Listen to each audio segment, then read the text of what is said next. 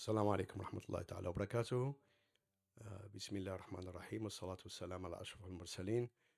My name is Omar Mohammadi. My firm is representing Imam Khalil in his case against Hackensack Hospital for discrimination, disparate treatment, unlawful dismissal, and defamation. For him to make statements or to give a sermon on issues happening in Palestine and Israeli conflict. And his comments were obviously heartfelt. It's about the loss of people dying and about the genocide. Unfortunately, his employer took action against him for speaking out. That was not during his employment, but he was outside of his employment.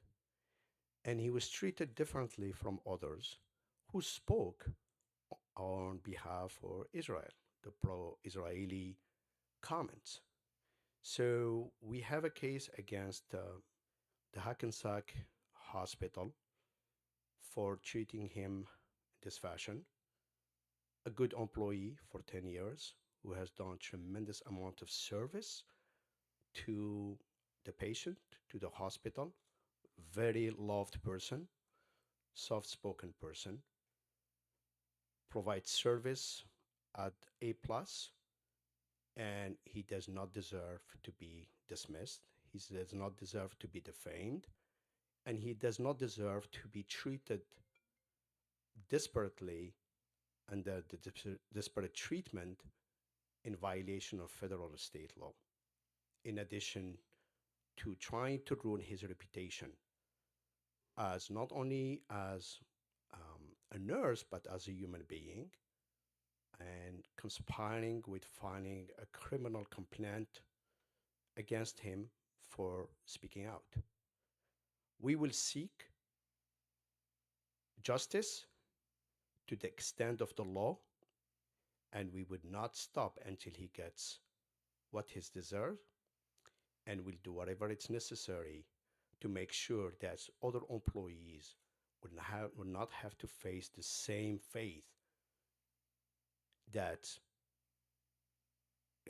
again, is in contradiction and in contravention of the law when it comes to the state and federal. And we were here to make sure to protect his constitutional right like any other employees under the law. Stay tuned. And without further ado, I'm going to introduce my client, Imam Khalil, who I am very honored to represent him, and my firm is honored to represent him in this case.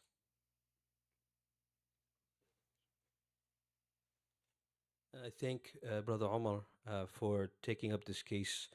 I owe a great deal of gratitude to God and to him and to all those who are here to support me and all those who are at home who know my case and who've been supporting me throughout.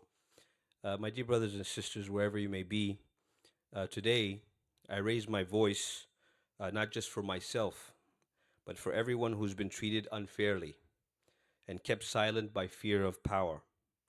I was wrongfully terminated from my hospital, Hackensack Meridian, in which I was a nurse, then an assistant nurse manager, and managed a unit for almost 12 years. A place where we were supposed to be healed, and never did I think that one day would come where I would be discriminated against. I believe what happened to me was not based on my performance or my work ethic. It was deeper. I was targeted because of who I am, what I believed in, what I spoke about. We live in a world where discrimination and racism and hate still exist, silently in the shadows of institutions, wearing the mask of professionalism. But we cannot stay silent. If we don't speak up against this evil now, it'll spread, and one day, it will knock on our own doors. In the hospital, we don't treat patients based on their skin color, their religion, their race, or their beliefs. We treat them with care, compassion, and respect, and that's what I did for almost 12 years. Never did I get a complaint from a patient. In fact, if you look at all my performance evaluation, it was nothing but praise. So many patients and their families thanked me for helping heal their family members. All that into the dustbin because of what I believed in, which was the rights of children in Palestine to be free, to be treated with dignity. I'm not just fighting for my job, I'm fighting so that the defamatory statements made against me do not spread beyond me to others who are treated similarly or who believe similarly, so that our children and communities don't grow up in fear of being judged for their names, nor their looks or their beliefs. We have to do better, my dear brothers and sisters. We have to stand together beyond color, beyond religion, beyond borders. If you want to defeat evil, we must stand united and raise our voices with courage and truth. I believe in good, I believe in justice, and I believe in you. Together we can make sure that no one else has to go through this in silence. So once again, I thank all those who are supporting this case. I thank God first and foremost, and I thank my lawyer Omar Mohammadi and my family and friends and my community members here at ISANJ. Thank you so much. I believe some of our members would like to say a few words. So at this time, I'd like to give it to one of our senior members and respected elders, Brother Zia Hassan.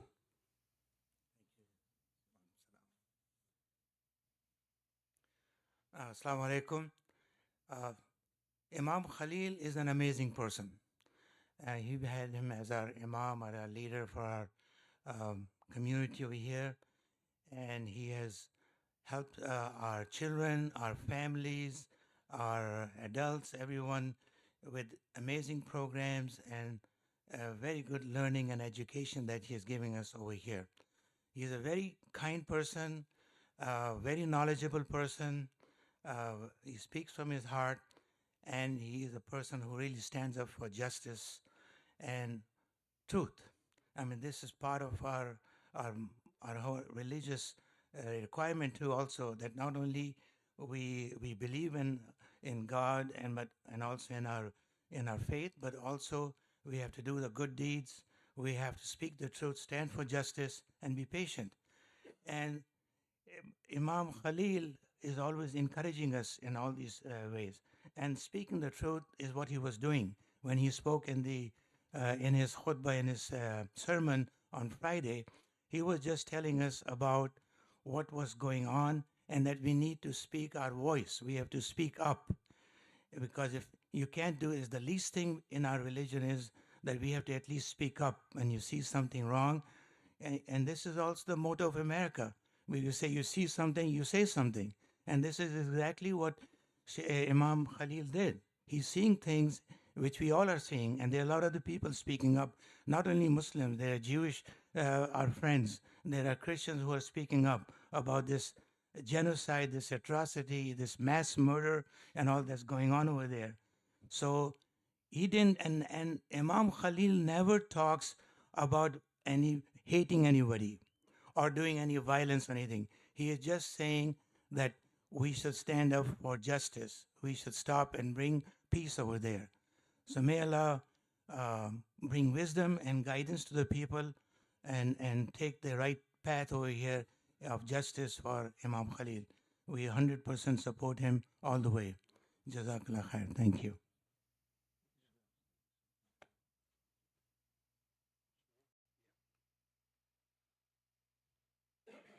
Thank you everyone for the support of Imam Khalil, and I will guarantee you we will not stand and we will not stop until justice for Imam Khalil is rendered.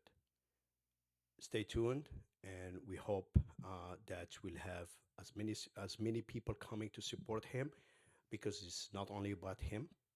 This is about the Constitution. This is about the free speech, and he cannot have a chilling effect on the First Amendment right just because you disagree what a person says, and specifically when that person says it outside of his employment. Employees, society would not be free, would not be free if the constitutions are violated with impunity and people do not stand up.